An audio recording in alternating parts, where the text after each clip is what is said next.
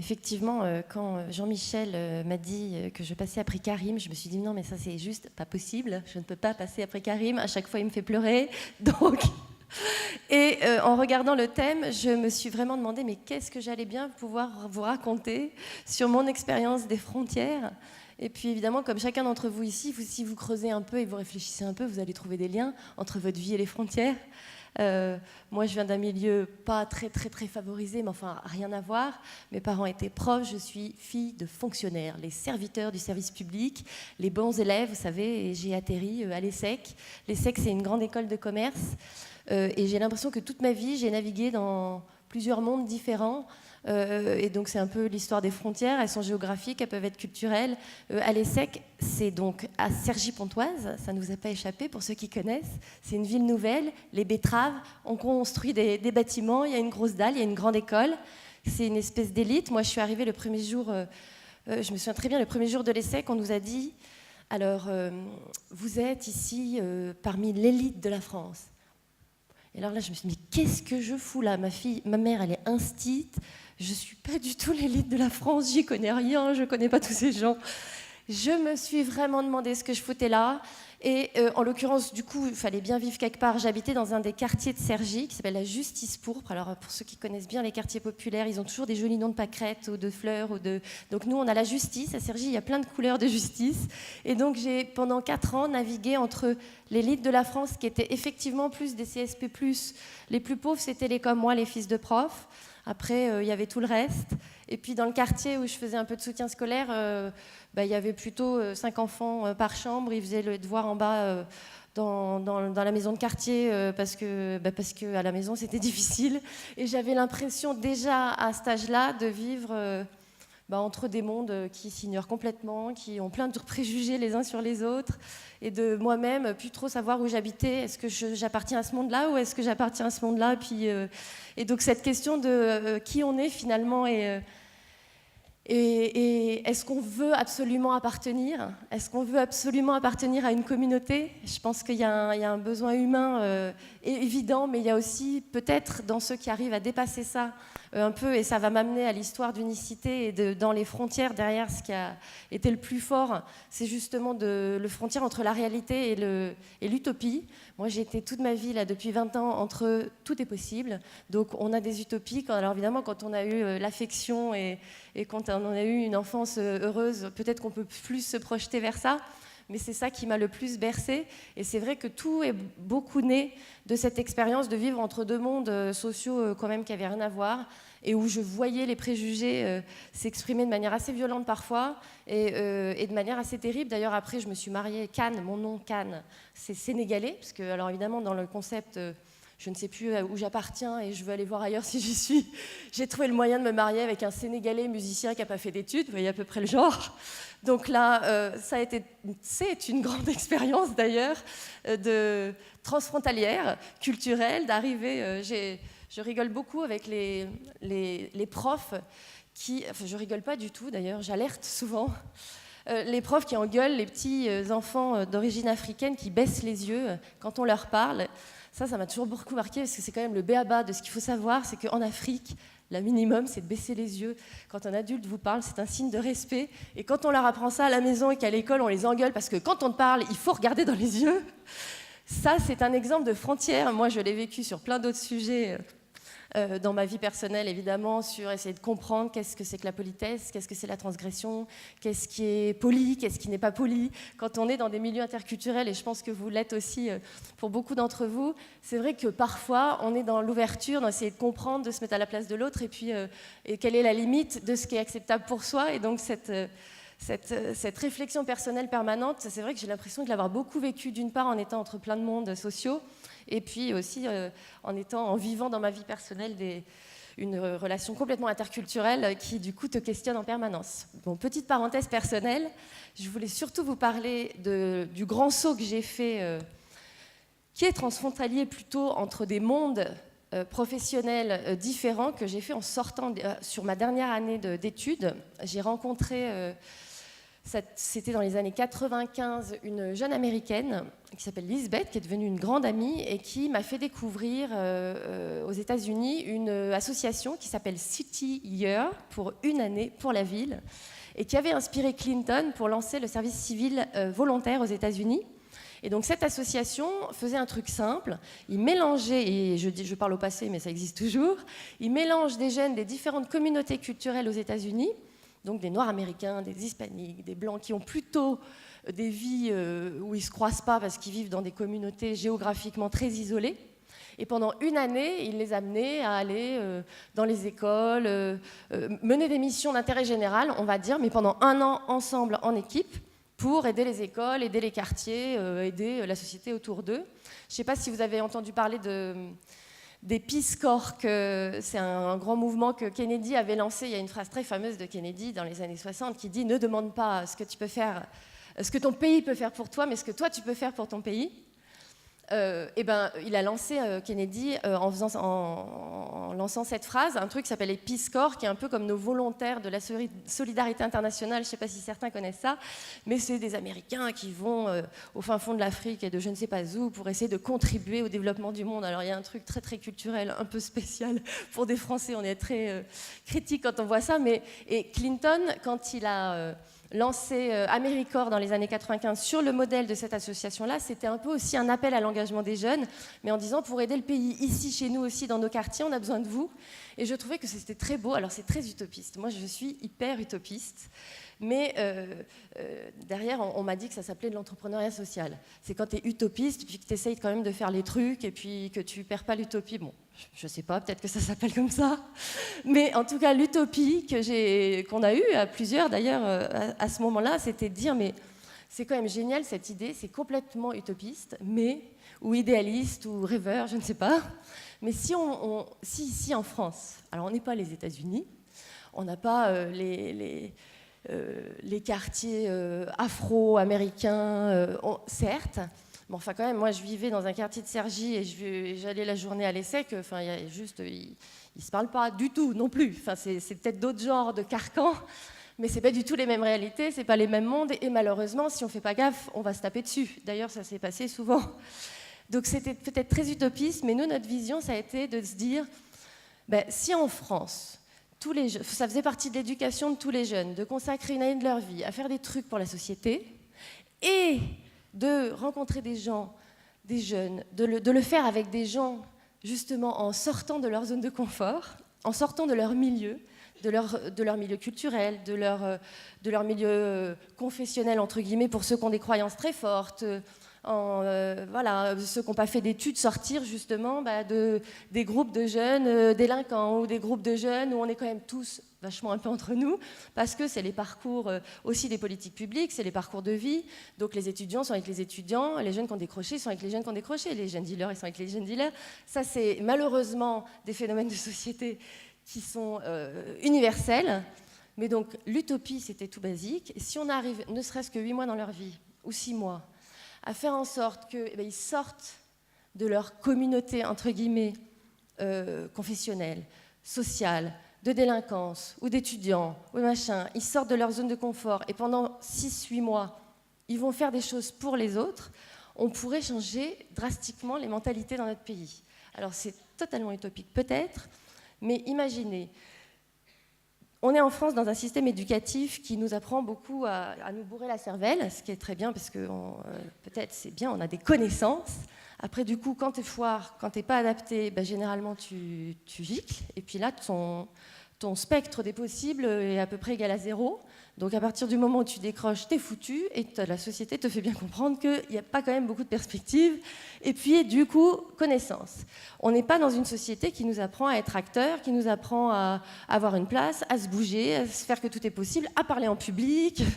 En tout cas, moi, de mon temps, on ne m'apprenait pas ça. Donc là, on se disait, une année au service des autres, à rencontrer des gens différents, ça va nous faire des citoyens. Une année, c'est quand même pas neutre, qui vont peut-être se dire qu'ils ont un rôle à jouer dans la société, qu'il ne faut pas tout attendre des autres. Même ceux qui ont eu des problèmes, ils peuvent aussi donner. Je veux dire, il ne faut pas que recevoir, il faut aussi donner. Et on en reparlera, mais c'est souvent en donnant qu'on grandit et qu'on est capable même de recevoir après. Donc on sera avec une société de gens qui se sentent un peu plus individuellement, autant que vous êtes là, responsables, qu'on a un rôle à jouer. Il n'y a pas que les travailleurs sociaux qui doivent résoudre les problèmes, il n'y a pas que les politiques qui doivent résoudre les problèmes, il y a chacun de nos citoyens qui doivent amener une petite bout de la solution, ne serait-ce que dans leur comportement avec leurs voisins, leur manière de s'engager, leur manière de... Enfin ça c'était notre conviction peut-être utopiste, mais une société ne peut pas marcher si les gens sont passifs et défaitistes et pensent que tout est foutu, qu'ils ne peuvent rien y faire. Ça, c'est la mort d'une société pour moi. Et donc, notre vision, c'était peut-être ces 8 mois dans la vie, on va leur dire ça, en leur montrant qu'ils vont faire des petites actions et derrière, et ben, en espérant que derrière, ils continuent et ils se rendent compte qu'ils sont des acteurs. Et si en plus on mélange des gens différents, on va potentiellement, tout ça est très utopiste peut-être, mais vous verrez que finalement ça marche, et ben, peut-être casser quelques a priori. Que ceux, bon voilà, entre des confessions différentes, dans mes jeunes de quartier de Cergy avec les jeunes de l'ESSEC, qui avaient évidemment, dans le quartier, c'était que des bourgeois à l'ESSEC, ce qui n'était pas forcément totalement vrai. Ou les jeunes de quartier, ils étaient tous violents. Ça, c'était ce que j'entendais à l'ESSEC à l'époque. Ah, mais tout le monde, ils avaient la trouille, donc ils les fuyaient. Mais ça, c'est des a priori. Évidemment, il y en a peut-être un qui est violent, mais 10 qui le sont. Évidemment, c'est des platitudes, ce que je vous raconte, sauf que c'est la vraie vie de ce que chacun vit et on ne peut pas s'empêcher. C'est plus fort que nous. On a ça en nous, on en a chacun, même vous, là, chacun d'entre vous, vous en avez des a priori et des préjugés, parce que c'est humain. On a peur de la différence. Et donc, on se disait, avoir une expérience de vie avec d'autres, c'est sans doute un des moyens de casser ça et de faire que chacun sort aussi de sa zone de confort et essaye de se dépasser. Donc, on a commencé, je vais boire un petit coup, j'arrive. Ah ben voilà, ça c'est parfait, comme ça je peux parler en même temps. Non, je peux pas, merde. Bon, j'arrive.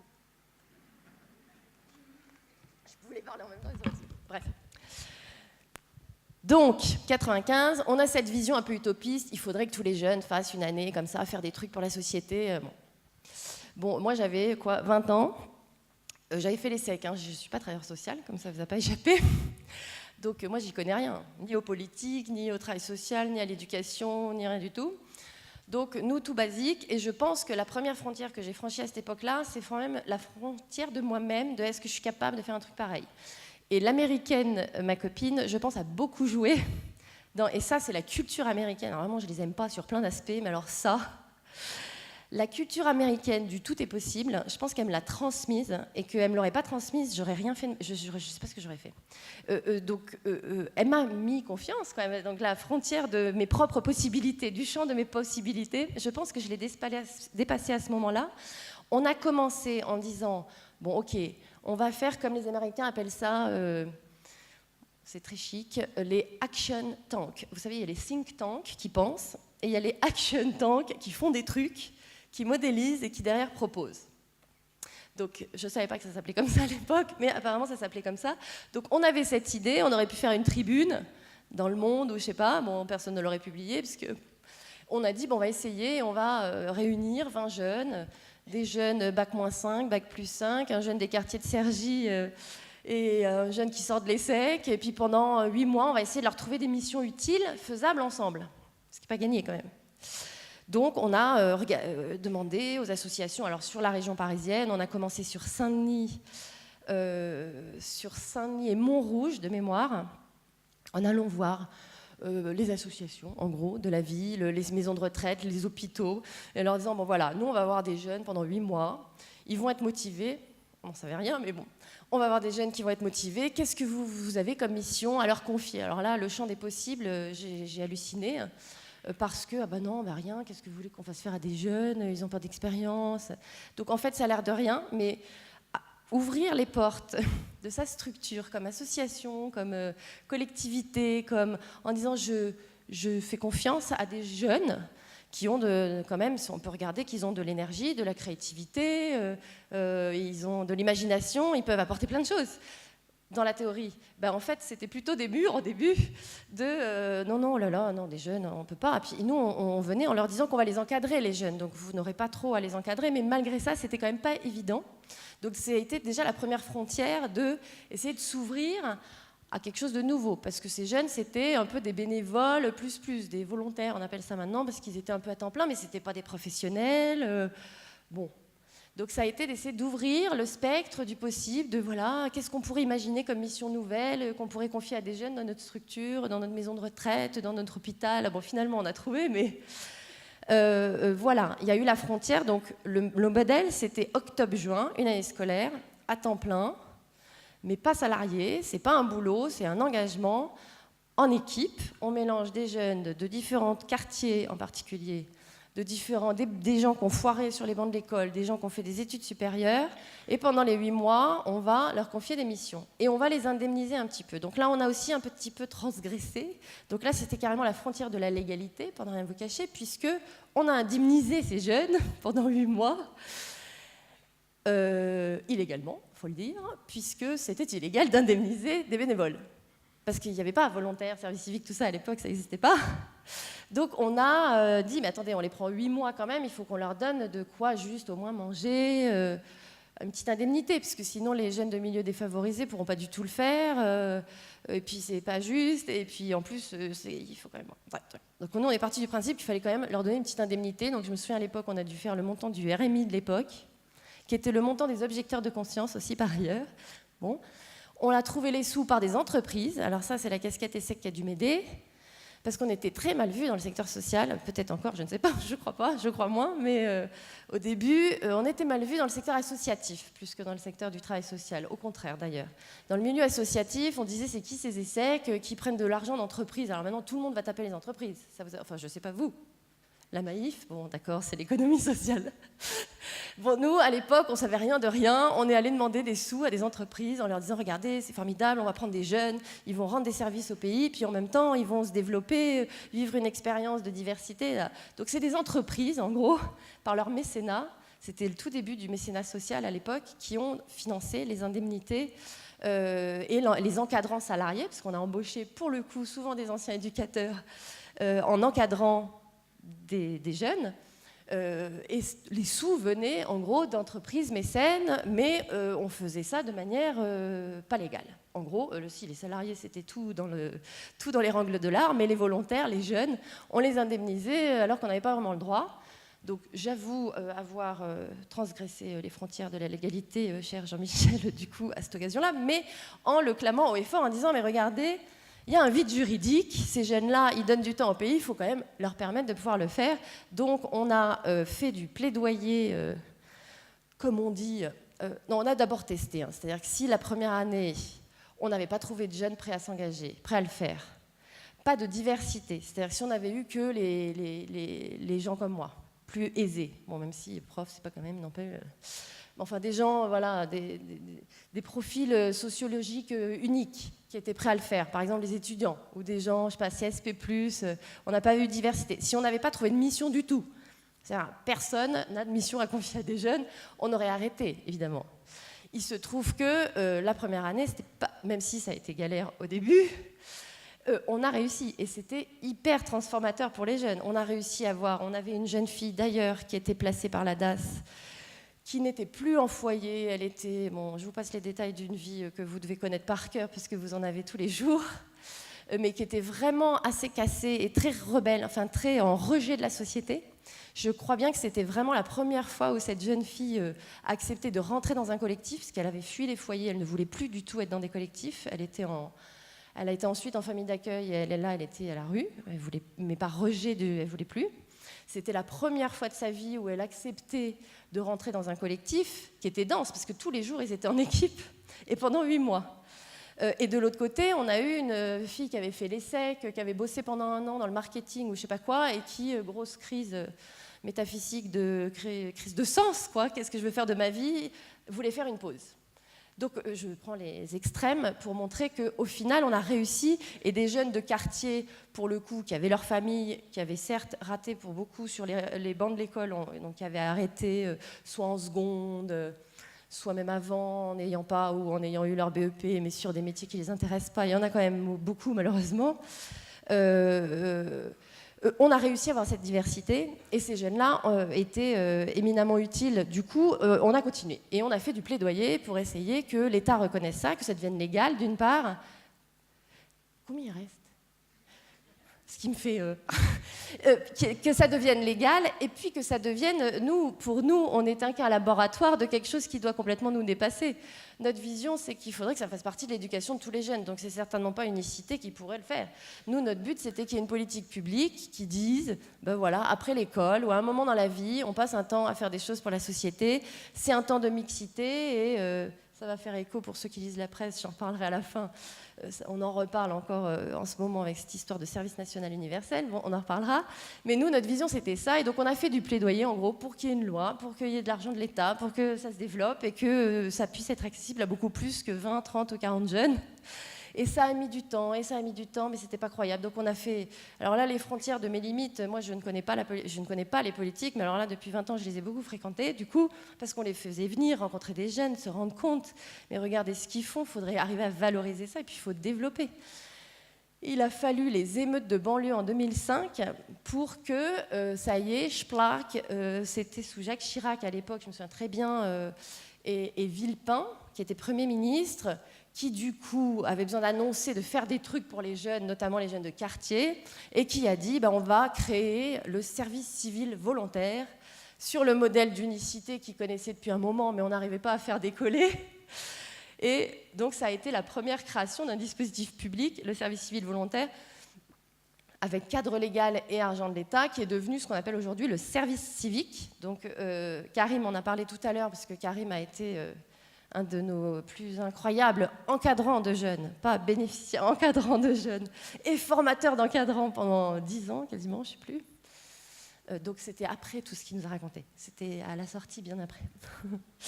Bref, tout ça pour dire que le service civique, donc maintenant c'est un dispositif public qui me dépasse et qui nous dépasse complètement, qui a été ancré dans la loi en 2010 et qui permet aux jeunes entre 16 et 25 ans, 30 ans pour les jeunes en situation de handicap, justement, de consacrer 6 à 12 mois de leur vie à des missions d'intérêt général dans des structures d'intérêt général, des collectivités locales, des hôpitaux, des écoles, des associations, donc tout sauf des entreprises lucratives, en gros.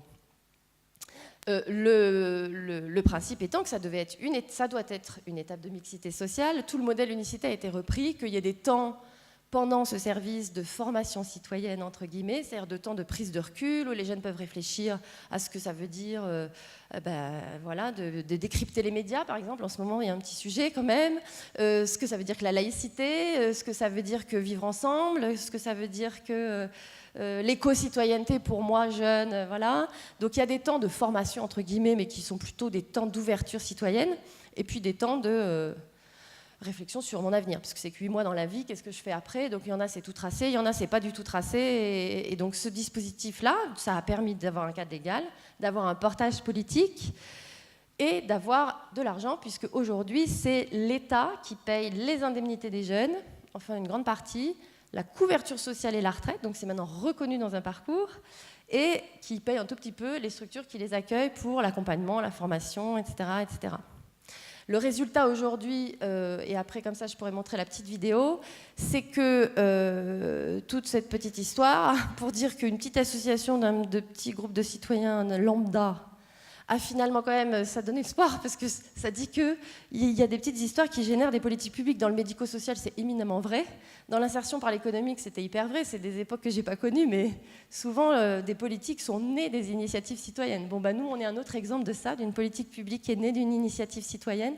Et le service civique, l'année dernière, c'était quand même 120 000 jeunes qui ont été mobilisés sur 7 mois, indemnisés par l'État, qui ont mené des missions d'intérêt général, avec 3 ou 4 fois plus de demandes de jeunes d'engagement que de places financées par l'État. Et l'impact en termes éducatifs, de vie pour les jeunes, tel que, en tout cas, nous, on le vit à Unicité, mais c'est pour ça que je suis encore là tellement d'années plus tard, c'est magique de voir des jeunes qui ne croyaient plus à rien, qui ne croient plus en la société déjà. Donc avoir un projet d'insertion quand tu ne crois pas à cette société, mais c'est foutu, c'est impossible. Enfin, moi, je n'y crois pas du tout. Il faut d'abord qu'ils croient en eux et qu'ils croient en la société. Sinon, comment tu veux avoir un projet d'insertion dans une société qui ne te plaît pas, où tu penses que tu as... Et moi, ce que je trouve que ça leur apporte, cette expérience-là, avant toute chose, c'est une estime d'eux-mêmes pour les jeunes qui ont été cassés, notamment par l'échec scolaire. C'est une catastrophe. Ils pensent qu'ils sont bons à rien. Et la violence, parfois, c'est aussi juste une manière d'exister. Et là, on les fait exister en étant utiles à des personnes âgées, en étant utiles à des gens, et ils réexistent en tant qu'individus. Et ça, je pense que c'est magique et c'est hyper important de développer. Après, je ne vous parle pas des ratios, il y a eu des études un peu plus scientifiques. On doit avoir, je crois, 82% des jeunes qui, à la sortie d'un service civique chez Unicité, par exemple, ils sont sur des missions, tout et n'importe quoi. Aide à des familles qui ont des jeunes en situation de handicap, visite à domicile de personnes âgées isolées, ils vont aider dans des hôpitaux, font plein de trucs différents. Ils font plein d'actions dans les quartiers, notamment autour de l'éco-citoyenneté, lutte contre la précarité énergétique. Ils expliquent aux gens comment réduire leur facture d'énergie, des trucs comme ça. Bon, voilà pour la diversité. On a 82% des jeunes à la sortie qui sont en emploi ou en formation 6 mois après. Alors qu'on doit avoir 38% de jeunes qui n'ont pas le bac quand ils rentrent chez nous et 40% qui ont juste le bac. C'est quand même plus difficile d'avoir un emploi ou une formation. Mais ça veut dire quoi? Ça veut dire qu'ils sont repartis, en fait. C'est qu'ils sont repartis en mouvement. Donc ceux qui n'avaient pas fait d'études, soit ils retrouvent un boulot, soit ils sont reconvaincus que c'est utile de se former et ils partent en formation. Donc ça marche aussi dans une optique d'insertion professionnelle, alors que le but, c'est avant tout citoyen. Et derrière, ce sont des jeunes qui disent qu'ils se sentent parfois français pour la première fois, alors qu'ils le sont français, juridiquement parlant, qui se sentent appartenir à cette société, que pour la première fois de leur vie, leur mère est fière d'eux. Enfin, des choses où vous vous dites, c'est pas possible de dire non à un jeune qui a envie, au moins à un jeune qui a envie de le faire. Donc, avant de conclure, je voulais vous montrer une petite vidéo, voilà, qui dira mieux que tout mot ce que ça veut dire, enfin ce que c'est.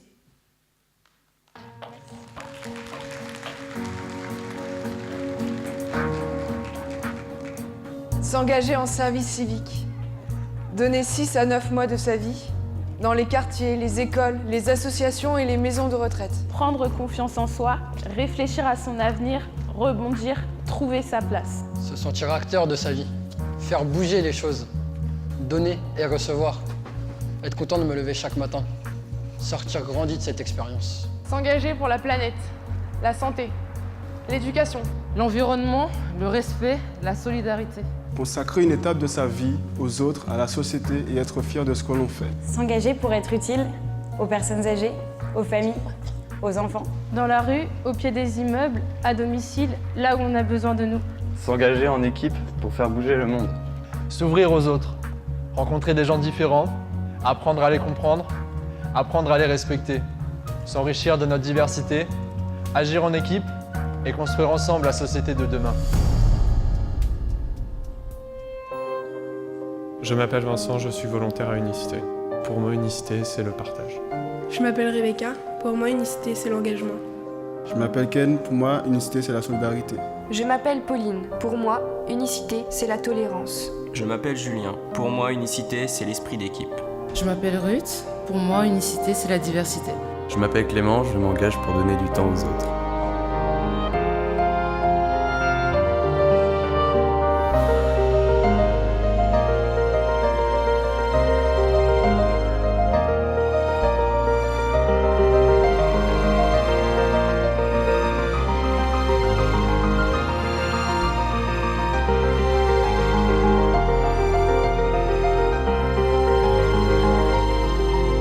Je me suis engagé à Unicité pour me sentir utile, aider les autres et m'aider moi-même, et réfléchir sur mon avenir.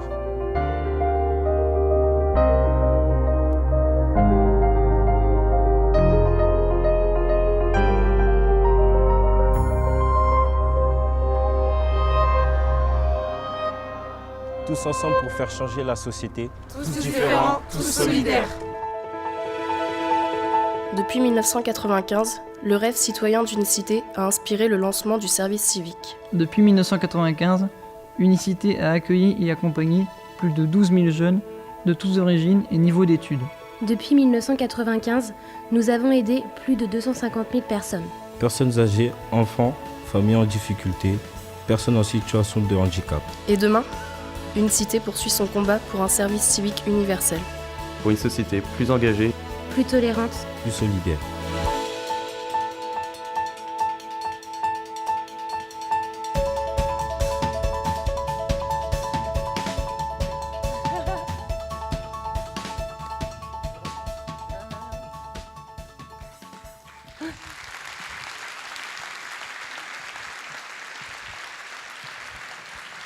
Je finirai juste par 2 petits mots. D'une part, je suis encore là parce que je pense qu'il faut aller beaucoup plus loin.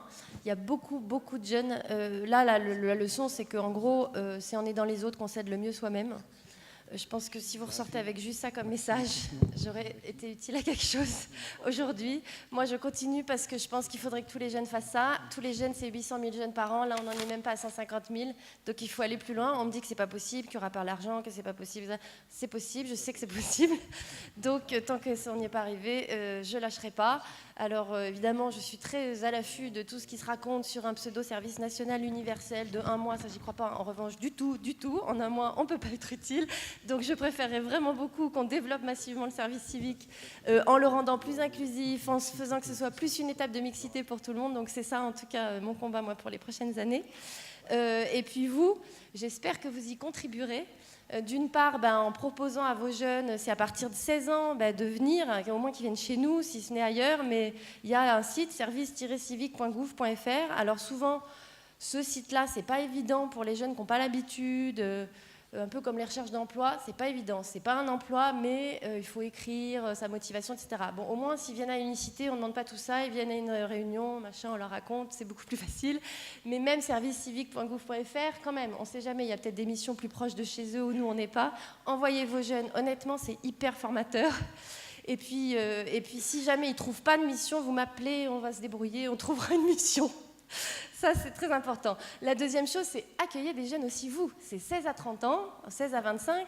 Vous pouvez... Alors, évidemment, ça ne sera pas des professionnels. Ne me répondez pas ce qu'on m'a répondu il y a 20 ans, mais vous ne vous rendez pas compte, ils ne vont pas être capables.